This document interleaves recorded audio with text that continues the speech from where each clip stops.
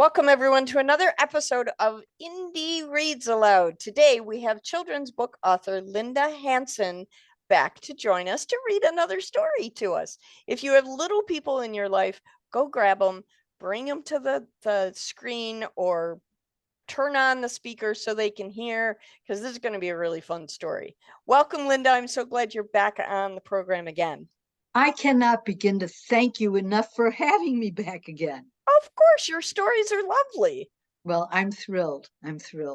They're both my first book and this book are true stories. That makes them even better. Yeah, and for people who read the book, they're going to read about the people in the gray house who are in both books. And the secret is my husband and I are those people. That's lovely. So for those of you who haven't seen Linda's other episode yet, she grew up in St. Louis and currently lives in Florida. She works in watercolor and acrylics. She illustrates both books. Her work background is diverse, but for 25 years, she was the executive director of a nonprofit. During this time, Linda created a book for the nonprofit called Beauty Is. It is a book on self-esteem. She later wrote a book, which we talked about in the first episode she appeared in, about a really cute otter. So you got to check that one out. That's a lot of fun. Linda has a lifelong love of animals. Currently, she and her husband own 2 dogs. And since moving to Florida, she's helped save a great gray heron, a snowy egret, and a grackle. Recently, they rescued a lost dog and found him a loving home, which I'm guessing is what today's story is all about. You're absolutely correct. The title of this book is Little Lost Dog Looking for a Home. And so set up the story for us just a little bit before you start reading. Where did you get the idea to write this story? Did you just find a dog who needed a home and then his story was so great you wrote about it? Or did you write the story first and then you found the dog? All of those topics are in the book. So if I tell you when I read it, it's like, all right, she already told me this. Oh, okay. So let's do this. Read the story first and then we'll talk about it after. Great. Perfect. Great. When you are ready, please take the microphone and read aloud. Okay. I want people to be able to see the cover. Yep. This is the little dog that was lost. And then I won't tell you any more until after I'm finished reading. Perfect. Because there's more to the story.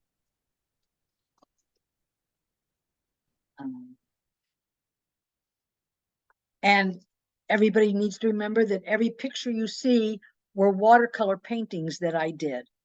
That's so cool. We'll talk about that after too. Okay. The people who live in the gray house received a text containing a photo, along with the question, do you know this dog?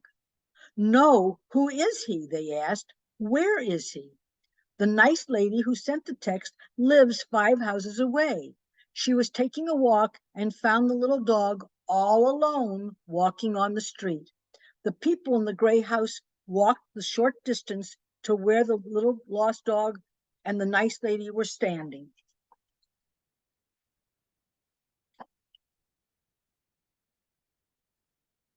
The minute the dog saw the man from the gray house, he ran to him as if he knew him. The people took the lost dog home with them. He had no collar, which prevented them from knowing his name or anything about him. I wish he had a collar and a tag with his address, said the lady. How will we ever find his real home? A collar with a dog tag is so important.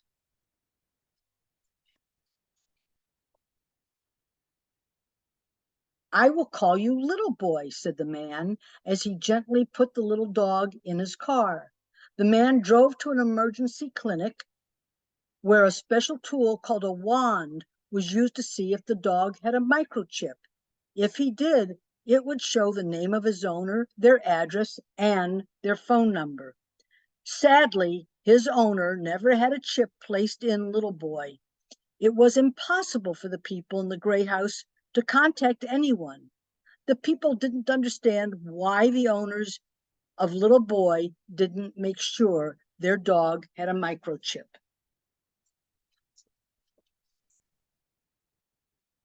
The people in the gray house took little boy back to their home. They thought of ways they could try to find his family. They posted a picture along with their name and phone number on social media. They called the police. They visited the animal shelter. They put a sign at the corner near their home. One day stretched into 2 days, which turned into 3 days. It seemed that no one was looking for little boy.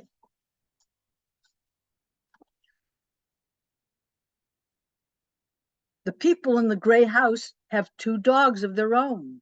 If one of their dogs was missing, the people knew they would look everywhere to find them.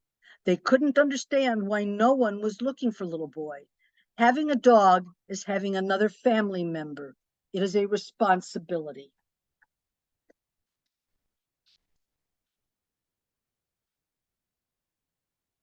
Maybe his owners are on vacation and the person who was supposed to be working watching him didn't do a good job, said the lady.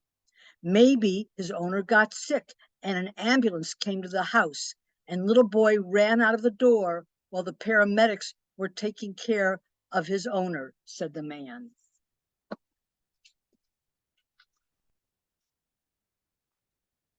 The people felt so sorry for little boy. He must feel frightened and confused, said the lady. He's in a strange house where he has never been before. No one calls him by his real name, said the man. He doesn't have his regular food. He doesn't have his own bed to sleep in. And he doesn't even know who we are. He must be sad. The people in the gray house gave him a fluffy blanket to curl up with and sleep in.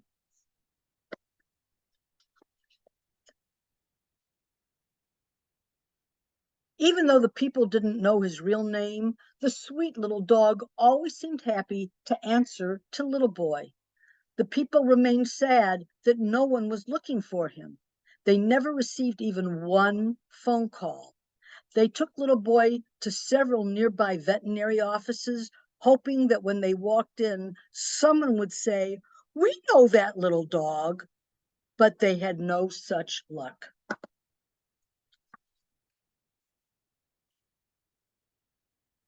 You almost need to see this with 2 pages. The people were becoming quite fond of little boy. "Isn't he sweet?" asked the lady. She wanted him to feel at home and bought him some new toys.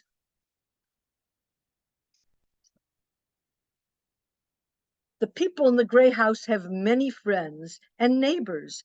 They invited them all to come to their home to see little boy. He was always happy to greet them, but little boy always wanted to sit on the lap of the man. One day, a special visitor came to see little boy. Although he was friendly to everyone, he particularly liked this special visitor. She wanted to take him home, but her mommy said they couldn't because they already had 2 dogs.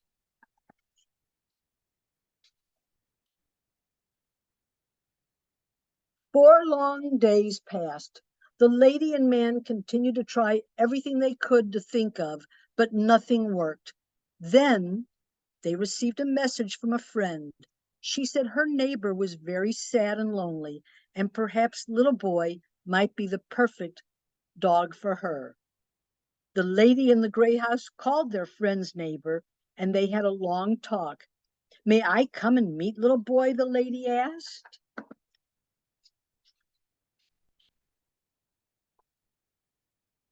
The people in the gray house were very nervous and unsure of what would happen. The lonely lady spent 4 hours at their home, and when she left, little boy was cradled in her arms. The lady no longer felt lonely, and little boy was headed to his new forever home. What a happy ending and a beautiful new beginning. And that's the book. Thank you very much. I love the artwork in your books. I love, you're a wonderful artist. Thank you so much. And I want to share this page. Mm-hmm. Can everybody see Oh that pretty yeah, with well all right the there? little photographs of him. How cute.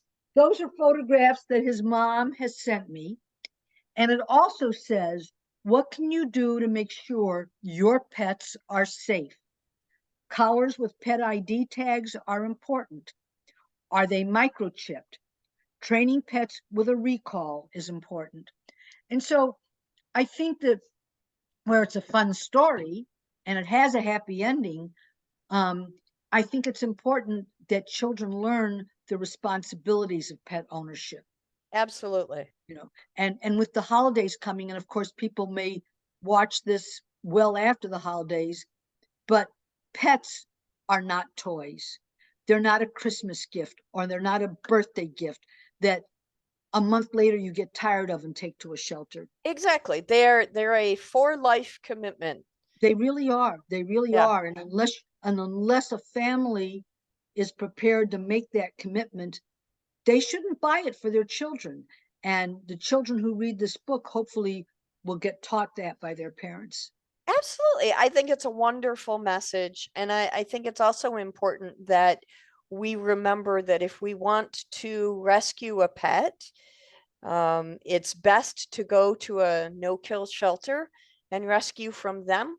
And it's also very important, I think, that if you are going to rescue a pet that you're going to give to someone as a gift, make sure you check with the little person's mom and dad to make sure that it's okay for them to get a pet as a gift.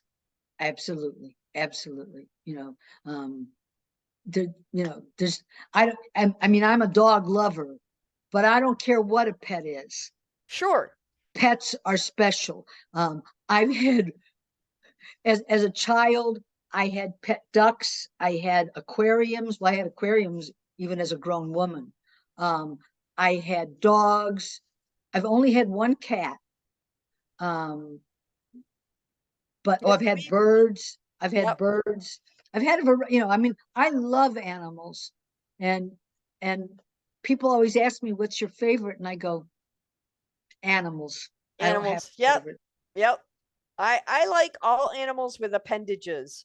I am I'm not so fond of snakes. They scare me, but if it's got wings or flippers or feet, I'm very happy. Well, I'm I hate to say I'm prissy because I'm really not, but I have handled snakes, Yeah, and not and me. I'm not frightened of them.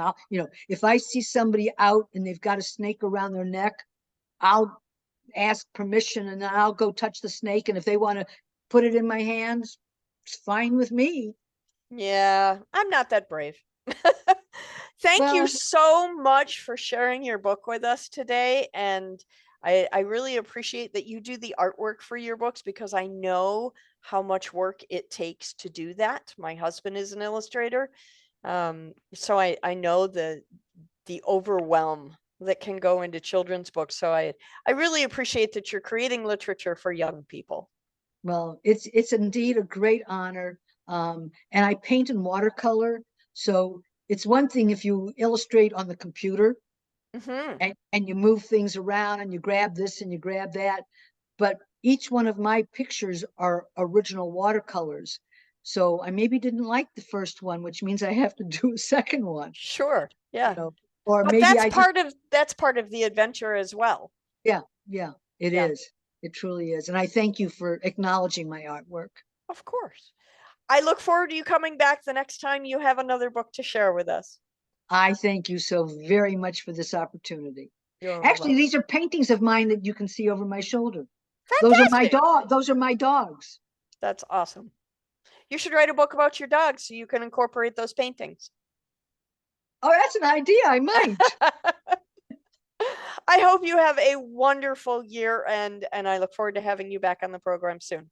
I thank you so much. Have a great year as well. Thank you.